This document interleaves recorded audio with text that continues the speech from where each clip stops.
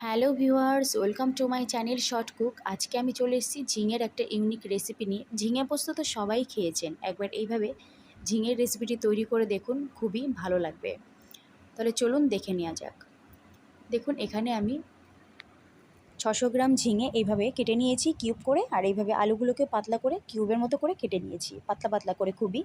আর এখানে আমি 6টা কাঁচা লঙ্কা নিয়েছি এইটুকুনি আদা, আর নিয়েছি মুসুরির ডাল 3 চামচ মতো, আর এখানে আমি নিয়েছি 2 চামচ সাদা তিল, আর 4-5টা ভাঙা কাজু।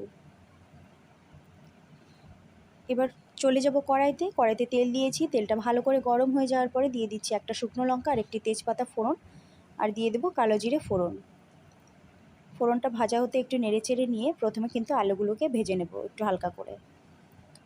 এবার আলুগুলোকে তেলে দিয়ে দিচ্ছি। আলুগুলোকে প্রথমে ভেজে নিতে হবে ভালো করে।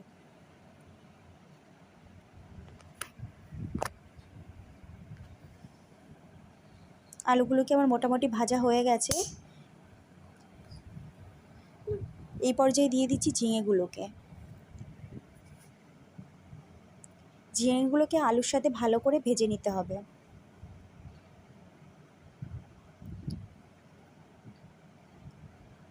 2-1 মিনিট নাড়ার পরেই দেখবেন যে ঝিঙেগুলো অনেকটাই কমে যাচ্ছে। সেই ক্ষেত্রে আপনাদের দিয়ে দিতে হবে সামান্য পরিমাণে লবণ।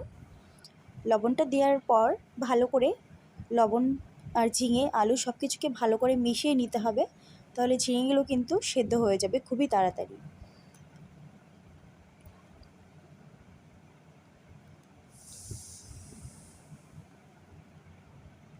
লবণ দিয়ে ভালো করে নাড়াচাড়া করে নিয়েছি, তারপর দিয়ে দিচ্ছি 3টে গোটা লঙ্কা, আর এবার দিয়ে দেব মুসুরির ডাল, যেটা আমি আগে থেকে ধুয়ে রেখেছিলাম। এখানে আমি 3 চামচ মুসুরির ডাল ধুয়ে রেখেছিলাম, সেটা দিয়ে দিলাম। আপনারা আগে থেকে যদি ভিজিয়ে রেখে দিতে পারেন তাহলে আরও ভালো হয়, তাড়াতাড়ি সেদ্ধ হবে। তো আমি ভিজিয়ে রাখিনি, আমি যখন দিলাম তার কিছুক্ষণ আগেই ধুয়ে রেখেছি, সেটাই দিয়ে দিলাম। এটাতেই কিন্তু সেদ্ধ হয়ে যাবে। মুসুরির ডালটা দেওয়ার পরে ভালো করে মিশিয়ে নেব।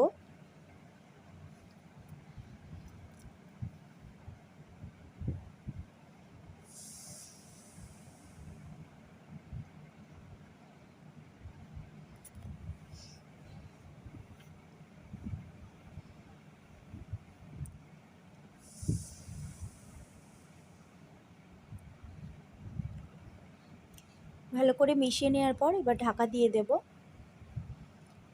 3 মিনিট হাই ফ্লেমে ঢাকা দিয়ে রাখলেই কিন্তু অনেকটা কমে যাবে ঝিঙেগুলো, মানে সেদ্ধ হয়ে যাবে। 3 মিনিট পর ঢাকনাটা খুললাম, তারপরে ভালো করে নেড়ে নেব।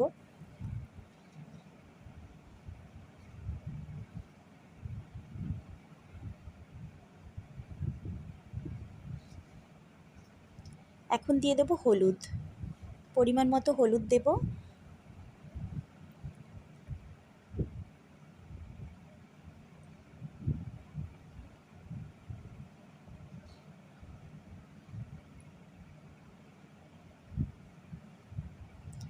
হলুদ দিয়ে নাড়াচাড়া করে নিয়ে এটাকে ঢেকে দেব।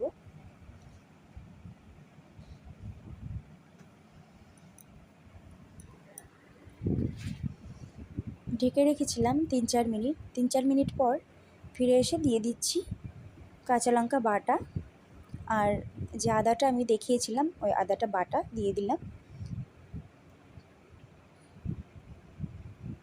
কাঁচা লঙ্কা আর আদা বাটাতে দেওয়ার পরে ভালো করে মিশিয়ে নেব সবজির সাথে। ভালো করে মশলাগুলোকে সবজির সাথে কষিয়ে নিচ্ছি। এখানে আমি খুবই কম মশলা ইউজ করেছি।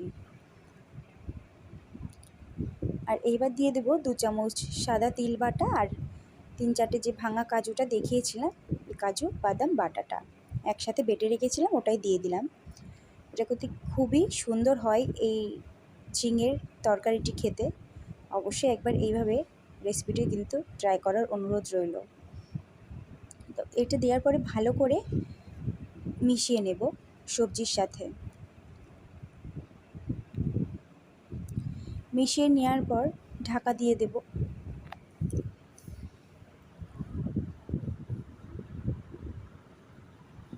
4-5 মিনিট সেদ্ধ করে নিয়েছি। তারপর দিয়ে দিলাম সামান্য পরিমাণে চিনি টেস্টটা ব্যালেন্স হওয়ার জন্য। আপনারা চিনিটা না চাইলেও দিতে পারেন, এমনি কিন্তু টেস্টটা খুবই ভালো হয়।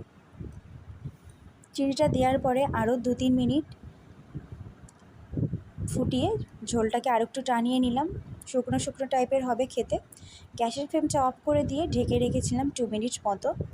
2 মিনিট পর ফিরে এলাম, দেখুন কতটা সুন্দর হয়েছে। খেতে কিন্তু অসাধারণ, রুটি ভাত মানে গরম ভাতের সাথেও খেতে কিন্তু অসাধারণ লাগে এই রেসিপিটি। অবশ্যই একবার এই রেসিপিটি ট্রাই করবেন। দেখুন কেমন হয়েছে, একটু কিন্তু ঝোল নেই, গ্রেভি পুরো শুকনো। তো আমি এখন একটা প্লেটে তুলে নিয়েছি, দেখতেই পাচ্ছেন এটা কতটা সুন্দর। তো আশা করছি আমার এই আজকের রেসিপিটি আপনাদের খুবই ভালো লেগেছে। রেসিপিটি যদি ভালো লেগে থাকে একটা লাইক শেয়ার কমেন্ট করার অনুরোধ রইল। আর আমার চ্যানেলটা যদি এখনও সাবস্ক্রাইব করে থাকেন প্লিজ করে আমার চ্যানেলটিকে সাবস্ক্রাইব করে দেবেন, আর পাশে থাকা বেল আইকনটি প্রেস করে দেবেন আমার নতুন ভিডিও নোটিফিকেশন সবার আগে পাওয়ার জন্য। আজ তাহলে আসি, দেখা হচ্ছে নতুন কোনো রেসিপি নিয়ে। ধন্যবাদ।